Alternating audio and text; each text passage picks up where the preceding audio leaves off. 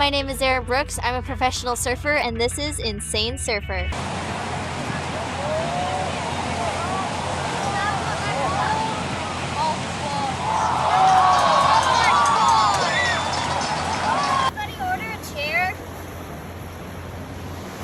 Erin Brooks defied every convention in professional surfing, starting late, training differently, and competing against men to become the sport's most unconventional prodigy. At 17, she became the youngest pipeline master in history. Going in and coming out to PB. A little peek right here. It will be Erin Brooks pumping in the barrel. Gosh, she for her board, and Erin Brooks again. And Erin with the good positioning there. By 18, she'd won on the championship tour as a wildcard, earned Rookie of the Year, and done it all while losing her childhood home to wildfire and watching her mother battle cancer. Her story isn't just about talent, it's about systematically breaking every unwritten rule that governs elite surfing. Most professional surfers learn to walk on sand before concrete. Brooks learned gymnastics, tennis, and soccer in Bourne, Texas, a suburb of San Antonio with no coastline.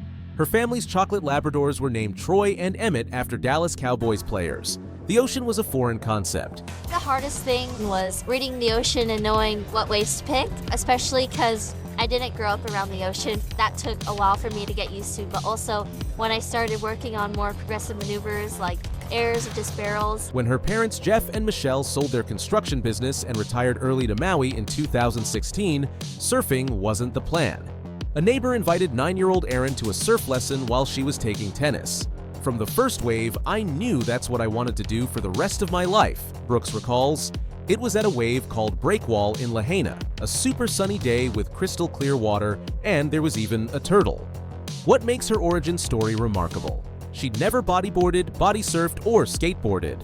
Her father Jeff, a former detective who once worked undercover with outlaw motorcycle gangs in California, notes, "Growing up in middle of Texas, she kind of doesn't know enough about the ocean to be super afraid. I honestly think that's helped her progression, surfing heavier waves like bank vaults, pipeline, and candois." Brooks operates on a philosophy most coaches would reject. She watches only men surfing to study technique. "I always try to watch the guys because girls surfing is great and getting better every day. But the men are so well-rounded, and I want my surfing to be as good as theirs." Her daily schedule borders on monastic. She wakes at 5 a.m., completes brutal workouts with a crew of male surfers in their teens and 20s, surfs 4 to 6 hours across 2 sessions, then practices aerial rotations on trampolines with a plastic board strapped to her feet. Her unusual cross-training secret: she owns no cell phone, has never played video games, and doesn't watch TV. The only clothes she owns are mailed by her sponsor Rip Curl. Gabriel Medina and Italo Ferreira, two of the sport's greatest male aerialists, noticed her Instagram clips and began sending coaching tips via direct messages. "They watch my videos on Instagram and then send me tips over DMs, how I can make my airs better," Brooks explains. "It always made me feel great." Shane Dorian, her primary coach, told her bluntly about aerials, "You'll try 1,000 times before you'll make your first one." She took that literally. Her 2021 Stab High winning air was called the best air ever done by a female. At the 2022 Padang Padang Cup in Bali, Brooks didn't just enter the women's division. She became the first woman and youngest person ever to compete in the prestigious men's barrel riding event. Inside what surfers describe as a jet engine, she knocked out multiple competitors and reached the men's final, finishing 4th against 15 of the most prominent male tube riders on the planet. Her strategy was counterintuitive. "I tried to not focus on who was in my heats and instead just focus on my surfing." At 15 years old, weighing 95 pounds, she had outperformed men twice her size in surfing's most physically punishing arena, the Citizenship battle that almost ended everything. Brooks's grandfather was born in Montreal.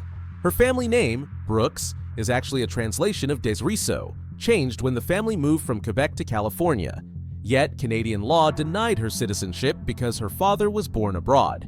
In June 2023, just after winning silver at the ISA World Surfing Games, the ISA reversed her eligibility to compete for Canada. 3 months later, her citizenship application was formally rejected. The official letter stated she had not experienced special or unusual hardship. The rejection arrived weeks after her childhood home in Lahaina burned to the ground in the deadliest U.S. wildfire in over a century, the very neighborhood where she first fell in love with surfing. "All the shops and restaurants, they all burnt to the ground," Brooks said. "A lot of memories have burnt down."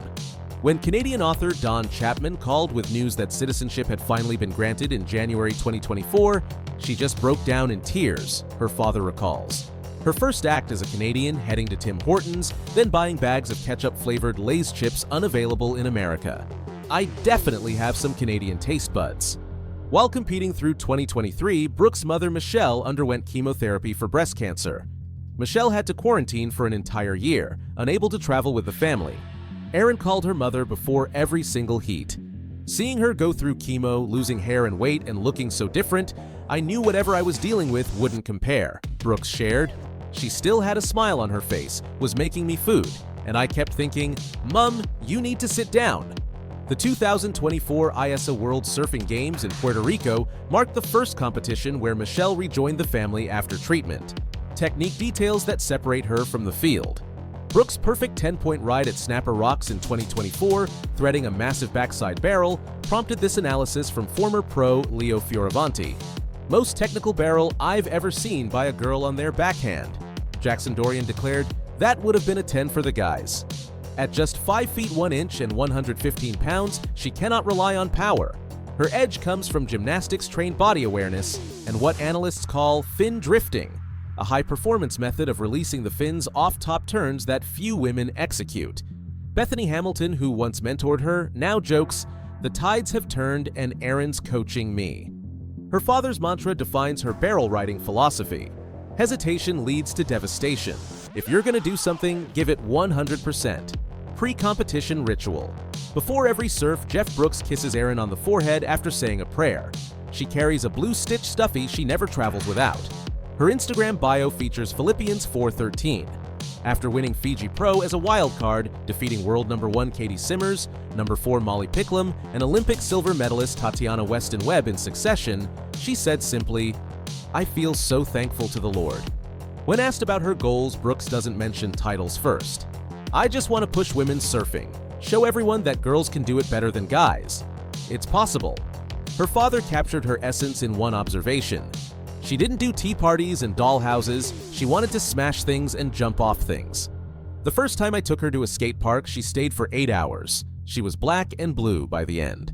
Asked about her future, the 18-year-old world number 8 has one specific post-surfing dream. Owning a farm with cows, donkeys, chickens, a cow is a priority.